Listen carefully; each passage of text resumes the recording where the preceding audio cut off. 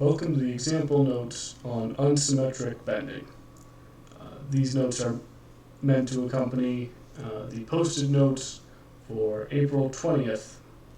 That's a Monday. In this video, we'll lay out our example problem, which is a simple sort of L rectangle shape with two moments, one about the z-axis and one about the y-axis. We'll talk about the equations we want to use, and we will find the centroid and the second moment of inertia necessary to do these problems. If we're presented with this problem where we have this cross-section, we have a moment 15 kip inches about the z-axis, and we have a moment of 10 kip inches about the y-axis, and we want to know the location of the neutral axis, the angle at which it runs through this section, and we're going to want to know the stresses at this point and this point. What are we going to want to do? Well, we're going to start with we're going to want to start with these equations. The equation for the stress, the normal stress in the x direction, right? So the stress in this direction orthogonal to the cross section we're looking at.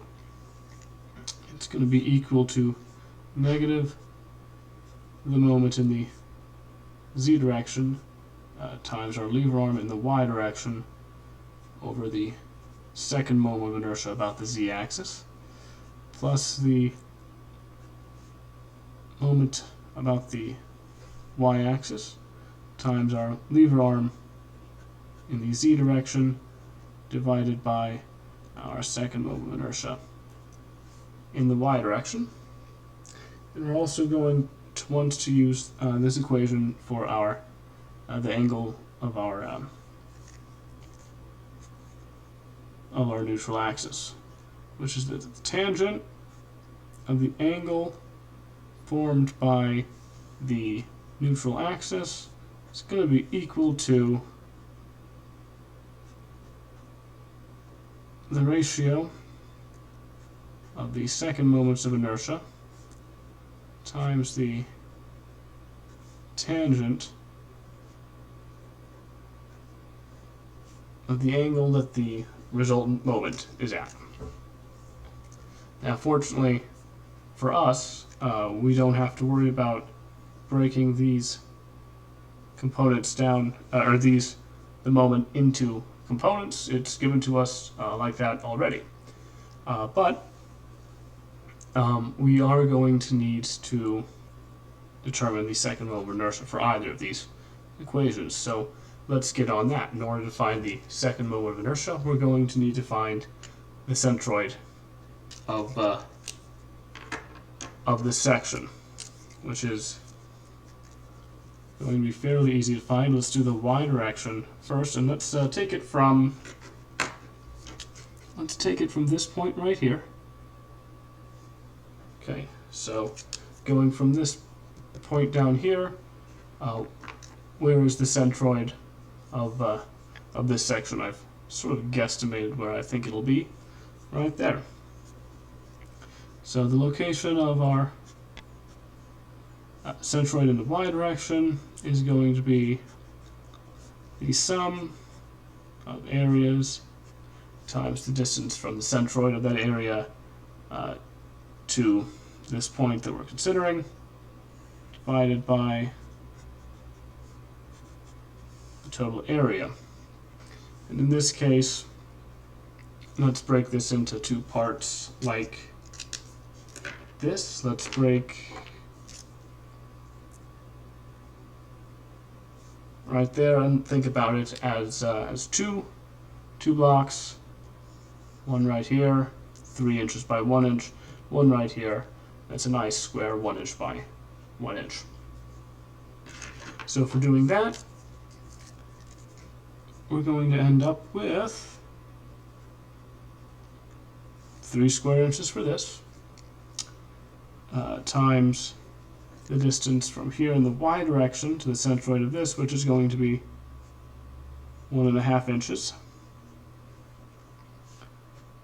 plus, for this one, it's going to be 1 square inch times the lever arm of 0.5 inches. And then we will divide that by 4 square inches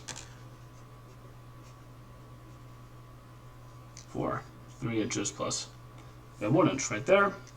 And that's going to end up giving us 1.25 inches. And that's going to be 1.25 inches up from this point. So in the y direction, which is up. I know it's a little bit different. Normally x is to the side. In this case we have z to the side because we want to maintain x as the axis that the beam is going along. And we're looking at the cross section of the beam. Similarly, let's look at z bar, the location of the neutral axis with regards to the z direction. This will, be very similar. I'm not going to write that equation down again, but we are going to have 3 square inches times, again, 1.5 inches, but this time it's this 1.5 inches, right, from to the center of that 3 inches right there, plus 1 square inch times 1/2, and again divided by 4 inches squared, which of course, it's exactly the same as that. It will be 1.25 inches, but I do want to make extremely clear that this 1.5 inches right here is this distance. It's this 1 inch plus half of this 1 inch is 1.5 inch, as opposed to this 1.5 inches, which is 1/2 of this 3 inches right here. Okay? This is the z direction, this is the y direction. So now we've got the location of our centroid. It's about right there. I think I guessed pretty well. Now we need to determine our second moment of inertia. Now, we've all done this probably a million times at this point, but it's still good to keep doing it because it's never going to go away. So a reminder that for rectangles, the second moment of inertia is 1/12 the base times the height cubed plus the area of the part you're considering times the distance from that area to the from the centroid of that area to the centroid of the section, the total section being considered, squared. So in this case, for about the in the y direction, so about the z-axis, which is taking the place of the x-axis, so I think it makes sense to do that first, even though y comes before z. We're going to end up with 1/12, 3 inches, that's this 3 inches right here. Let's do this rectangle first, and then this one. 3 inches times the height, that's just 1 inch. That'll make this easy math. Divide by 12, let's not forget that. Plus its area, well, that area is going to be 3 square inches, and the distance to the centroid, from the centroid of this, is going to be 1.5 minus 1.25, which is the location of the centroid. That's going to give us 0.25 inches squared.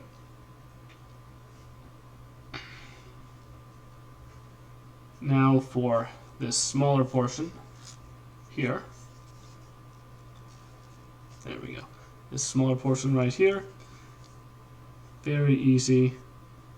Let's just say it's 1 inch to the 4th divided by 12. I don't see a reason to write that all out.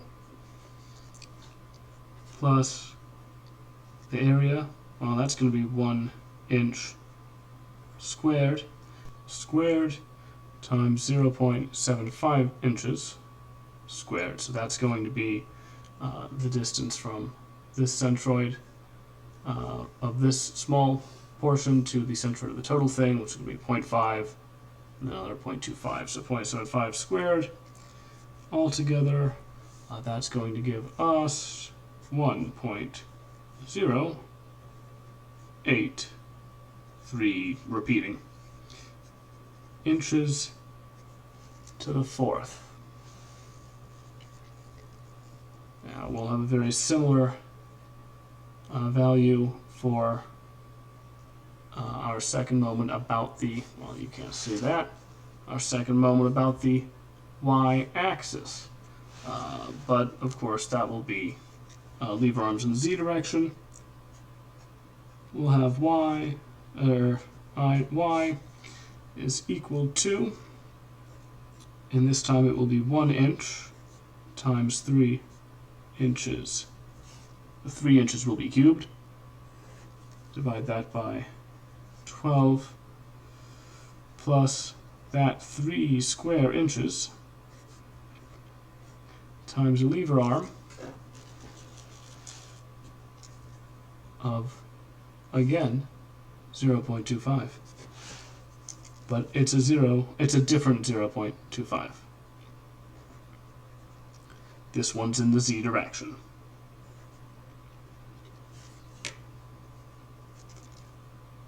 Plus